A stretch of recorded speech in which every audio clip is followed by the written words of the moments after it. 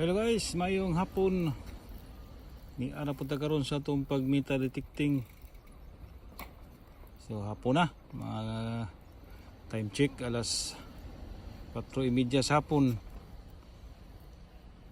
So dire na pud ko karon sa another beach. Mingaw kanin area dire guys. So dire ko karon mag metal detecting dia. Sugod ko dito anak diha anak ya kay kaning gravel re lang ko istorya gamay no, tinambak na siya dire guys na uban na wala pa gipatag, dili gyud ni siya original dire kay sa una lalom ni siya dire na erosion ba gitambakan nila og mga gravel. Kaya nakatesting ako sa una dire, mga dugay-dugay na pod.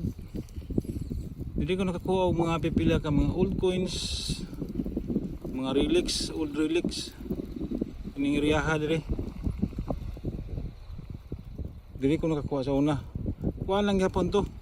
Tinambak gyapon to siya na mga gravel no. Punta sa gikan lang ikuha. Kay daghang mga old nail, daghan o basta mga square nail, mga kraan, ganun mga lansang daghan. Kung di po ko nakakuha mga old coins, pipila ka mga old coins to kung nakuha dire. So mo nang gibalikan ako dire no karon. So waya na po nako sa pipila ka tuig. Kapag metal detecting balikan na po nako ni dire kung say kay nanan po sa bagong ibutang dire oh.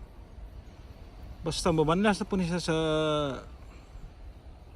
dagkong balod, labindag na yung mga bagyo, mulalom na po siya, ilahan na po ng matangan og another layer na po na mga gravel po. Di sila magkuha dire, magkuha na sa sila yung lugar na may ibutang na dire. Munang kung mag metal detecting ka na dyo kayo magkuha ng mga old coins, mga old relics. So mo nang ako nang gibalikan karon dire. So guys, istingan na ako dire guys.